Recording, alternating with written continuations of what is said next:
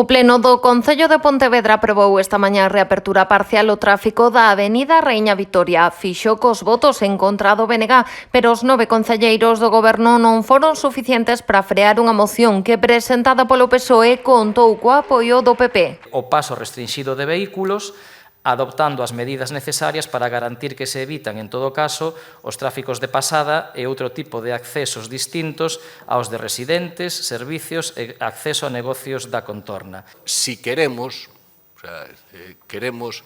que a reducción de tráfico na Praza de Galicia, en Eduardo Pondal, se manteña, incluso aumente, pois se se abre Raíña e Vitoria, obviamente habrá que tomar outras medidas probablemente bastante máis difíciles ou bastante máis enérxicas. El PSOE cuando gobierna vota una cosa y el PSOE cuando está en la oposición vota otra. De todas formas, le damos la bienvenida a algo que es absolutamente racional, que es la reapertura de una arteria principal de la ciudad. Es un acuerdo de mínimos. PP e PSOE sumaron así 16 votos a favor desta reapertura, unha unión que se repetiu nunha moción dos populares que foi apoiada polos socialistas, eliminar os lombos nas vías sanitarias.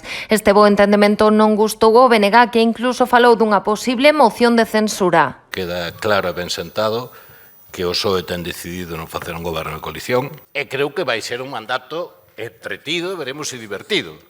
Porque isto probablemente vaya a unha moción de censura.